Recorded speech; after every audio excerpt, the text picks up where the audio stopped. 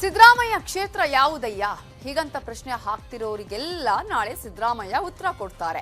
ಇದಕ್ಕಾಗಿನೇ ಭರ್ಜರಿ ತಯಾರಿಗಳು ಕೋಲಾರದಲ್ಲಿ ನಡೀತಾ ಇದೆ.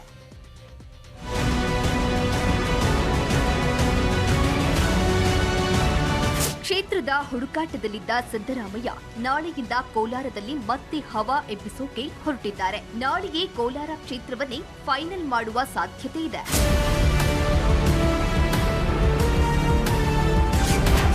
ನಾಳೆ 12:30ಕ್ಕೆ ವಿಪಕ್ಷ ನಾಯಕ ಸಿದ್ದರಾಮಯ್ಯ ಕಾರ್ಯಕ್ರಮ ನಿಗದಿಯಾಗಿದ್ದು 12:15ಕ್ಕೆ ಮೊದಲು ಕೋಲಾರ ಜಿಲ್ಲಾ ಕಾಂಗ್ರೆಸ್ ಕಚೇರಿಗೆ ಭೇಟಿ ನೀಡಿ ಹಿರಿಯರಿಗೆ ಗೌರವ ನಮನ ಸಲ್ಲಿಸಿ ಬಳಿಕ ವೇದಿಕೆಗೆ ಆಗಮಿಸಲಿದ್ದಾರೆ. ಸಿದ್ದರಾಮಯ್ಯ ಬರ್ತಿದ್ದಾರೆ ಅಂತಾನೆ ಕೋಲಾರ ನಗರ ಕ್ರೀಡಾಂಗಣದಲ್ಲಿ ಬೃಹತ್ ವೇದಿಕೆ ಹಾಗೂ ಪೆಂಡಾಲ್ ವ್ಯವಸ್ಥೆ ಮಾಡಲಾಗಿದೆ. ನಗರದಾದ್ಯಂತ ಬೃಹತ್ ಕಟ್ಟೌಟ್ಗಳು ರಾರಾಜಿಸುತ್ತಿವೆ. ನಾಳಿನ ಕಾರ್ಯಕ್ರಮಕ್ಕೆ ಸುಮಾರು 25,000 ಜನರು ಸೇರುವ ನಿರೀಕ್ಷೆ ಇದೆ. ಇದೇ ಕಾರ್ಯಕರ್ತರ ಎದುರು ಕೋಲಾರ ಕ್ಷೇತ್ರದಿಂದಲೇ ಸ್ಪರ್ಧೆ ಮಾಡುವ ನಿರ್ಧಾರವನ್ನು ಪ್ರಕಟಿಸುವ ಸಾಧ್ಯತೆ ಇದೆ. ನಾಳೆ ಸುಮಾರು 11:30-12 ಗಂಟೆ ಅಲ್ಲಿ ತಳ್ಳುತ್ತಾರೆ. ಬಂದ ತಕ್ಷಣ ಫಸ್ಟ್ ಕಾಂಗ್ರೆಸ್ ಆಫೀಸ್ಗೆ ಹೋಗ್ತಾರೆ. ಕಾಂಗ್ರೆಸ್ ಆಫೀಸಲ್ಲಿ ಕೆಲವು ನಿಮಿಷಗಳು ಇದ್ದು ಅಲ್ಲಿಂದ ಸೀದಾ ಇಲ್ಲಿಗೆ ಬರ್ತಾರೆ. ಇಲ್ಲಿ ಬಂದು ಅವರ ಕಾರ್ಯಕ್ರಮಗಳು ಪಟ್ಟಿ ರೆಡಿ ಮಾಡಿದ್ದೀವಿ.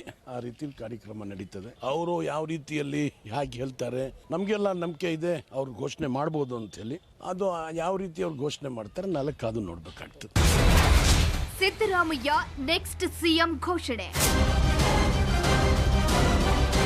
ರಾಜ್ಯಕ್ಕೆ ಮೊದಲ ಮುಖ್ಯಮಂತ್ರಿ ಕೆಸಿ ರೆಡ್ಡಿ ಅವರನ್ನ ಕೊಟ್ಟ ಕೋಲಾರ ಜಿಲ್ಲೆ ಈಗ ಮತ್ತೊಬ್ಬ ಸಿಎಂ ಅವರನ್ನು ಕೊಡುವ ಅವಕಾಶ ಸಿಕ್ಕಿದೆ. ಕೋಲಾರದಿಂದ ಸಿದ್ದರಾಮಯ್ಯ ಗೆದ್ದು ಮತ್ತೊಮ್ಮೆ ಸಿಎಂ ಆಗಲಿದ್ದಾರೆ ಎಂದು ಭವಿಷ್ಯ ನುಡಿದಿದ್ದಾರೆ ಶಾಸಕ ಶ್ರೀನಿವಾಸ್ ಗೌಡ. ಮೊದಲನೇ ಮುಖ್ಯಮಂತ್ರಿ ನಮ್ಮ ಜಿಲ್ಲೆ ಕೊಟ್ಟಿದ್ದು ಕೆಸಿ ರೆಡ್ಡಿ. ಅದಾದ ಮೇಲೆ ನನಗೆಲ್ಲೋ ಒಂದು ಕಡೆ ನಮ್ಮ ಜಿಲ್ಲೆ ಒಂದಕ್ಕೆ ಸೀಮಿತ ಆಗ್ಬಿಡ್ತಲ್ಲಪ್ಪ ಅನ್ನುವಂತ ಯೋಚನೆಗಳಿದ್ದು. ಈ ಸಾರಿ ಈ ಅವಕಾಶ ನನಗೆ ಸಿಕ್ಕಿದ್ರಿಂದ ಈಗಲೂ ಕೂಡ ಒಬ್ಬ ಮುಖ್ಯಮಂತ್ರಿ ನಮ್ಮ ಕೋಲಾರಿಗೆ ಇನ್ನೊಬ್ರು ಮುಖ್ಯಮಂತ್ರಿ ಆಗ್ತಾರೆ ಅನ್ನುವಂತ ಆಸೆ ನನಗಿದೆ. Ramesh Kumar versus Muniyappa war. ನಾಳೆ ಸಿದ್ದರಾಮಯ್ಯ ಕಾರ್ಯಕ್ರಮಕ್ಕೆ ಹಾಕ್ತಾರಾ ಹಾಜರ್? ನಾಳಿನ ಕಾರ್ಯಕ್ರಮವನ್ನ ರಮೇಶ್ ಕುಮಾರ್ ಅಂಡ್ ಟೀಮ್ ಸದಸ್ಯ ಮುಂದೆ ನಿಂತು ಮಾಡ್ತಿದ್ದಾರೆ. ಆದರೆ ಯಾವ ಜವಾಬ್ದಾರಿಯನ್ನು ಕೆಎಚ್ ಮುನಿಯಪ್ಪ ಅಂಡ್ ಟೀಮ್ನ ಸದಸ್ಯರು ನೋಡಿಕೊಳ್ಳದೆ ದೂರ ಉಳಿದಿದ್ದಾರೆ.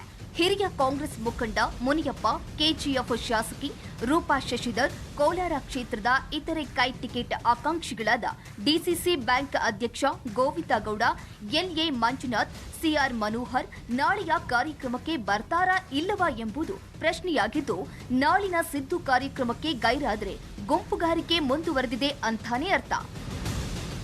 ಕೋಲಾರ ವಿಧಾನಸಭಾ ಕ್ಷೇತ್ರದ ಕಾಂಗ್ರೆಸ್ ಪಕ್ಷದ ಕಾರ್ಯಕರ್ತರ ಸಭೆಯನ್ನ ಕಾಂಗ್ರೆಸ್ ಪಕ್ಷದ ವತಿಯಿಂದ ಆಯೋಜನೆ ಮಾಡಿದ್ದೀವಿ.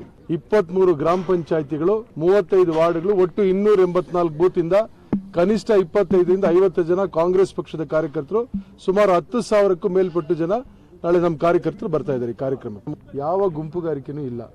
ಎಲ್ಲ ನಮ್ಮ ಕಾರ್ಯಕರ್ತರು ಒಗ್ಗಟ್ಟಾಗಿದ್ದಾರೆ. ಒಟ್ಟಾರೆ ಕೋಲಾರ ಕಾಂಗ್ರೆಸ್ ರಾಜಕೀಯಕ್ಕೆ ಸಿದ್ದರಾಮಯ್ಯ ಇಳಿತಾರಾ ಇಲ್ಲವೇ ಮತ್ತೊಮ್ಮೆ ಹೈಕಮಾಂಡ್ ನಿರ್ಧಾರಕ್ಕೆ ಕ್ಷೇತ್ರ ಆಯ್ಕೆ ಬಿಡ್ತಾರಾ ಎನ್ನುವುದು ಇನ್ನೂ ನಿಗೂಢವಾಗಿದೆ. ಇದೆಲ್ಲ ಗೊಂದಲಗಳಿಗೆ ನಾಳೆ ಅಂತಿಮ ತೆರೆ ಬೀಳಲಿದ್ದು, ಈ ಕಾರ್ಯಕ್ರಮ ಇತರೆ ಪಕ್ಷಗಳು ಹಾಗೂ ಸಮುದಾಯಗಳಿಗೆ ಹಲವು ಸಂದೇಶಗಳನ್ನು ರವಾನಿಸುವುದರಲ್ಲಿ ಅನುಮಾನವಿಲ್ಲ. ರಘುರಾಜ್, ನ್ಯೂಸ್ 18 ಕೋಲಾರ. ಚಿತ್ರದುರ್ಗದಲ್ಲಿ ಇವತ್ತು ಕಾಂಗ್ರೆಸ್ ಎಸ್ಸಿ ಎಸ್ಟಿ ಬೃಹತ್ ಐಕ್ಯತಾ ಸಮಾವೇಶ ಏರ್ಪಡಿಸಿತ್ತು. ಕಾರ್ಯಕ್ರಮದಲ್ಲಿ ಮಲ್ಲಿಕಾರ್ಜುನ ಖರ್ಗೆ, ಸಿದ್ದರಾಮಯ್ಯ, ರಣದೀಪ್ ಸುರ್ಜೇವಾಲಾ, ಡಿಕೆ ಶಿವಕುಮಾರ್ ಸೇರಿದಂತೆ ಅನೇಕರು ಭಾಗವಹಿಸಿದರು. ಸಮಾವೇಶದಲ್ಲಿ ಬಿಜೆಪಿ ಸರ್ಕಾರ ಘೋಷಿಸಿರೋ ಎಸ್ಸಿ ಎಸ್ಟಿ ಮೀಸಲಾತಿಯನ್ನೇ ಕಾಂಗ್ರೆಸ್ ಪ್ರತ್ಯಸ್ತ್ರವನ್ನಾಗಿ ಮಾಡಿಕೊಂಡಿದೆ. ಜನಸಂಖ್ಯಾ ಆಧಾರದಲ್ಲಿ 31/2023 ನಿರ್ಣಯ ಆಗಬೇಕು. ಕಾಂಗ್ರೆಸ್ ಅಧಿಕಾರಕ್ಕೆ ಬಂದ ತಕ್ಷಣವೇ ನ್ಯಾಯಮೂರ್ತಿ ಸದಾಶಿವ ಆಯೋಗ ಜಾರಿಗೆ ಶಿಫಾರಸನ್ನ ಮಾಡ್ತೀವಿ. ಎಸ್ಸಿ ಎಸ್ಟಿ ಟಿಎಸ್ಪಿ ಕಾಯ್ದೆಗೆ ತಿದ್ದುಪಡಿ ತಂದು 100% ಎಸ್ಸಿ ಎಸ್ಟಿ ಜನರ ಅಭಿವೃದ್ಧಿಗೆ ಹಣವನ್ನು ನೀಡುವುದು. ಇನ್ನು ಪಿಟಿಸಿಎಲ್ ಕಾಯ್ದೆ ತಿದ್ದುಪಡಿ ಮಾಡಿ ಎಸ್ಸಿ ಎಸ್ಟಿ ಜನರಿಗೆ ಭೂಮಿಯನ್ನು ಉಳಿಸಿಕೊಡುವುದು.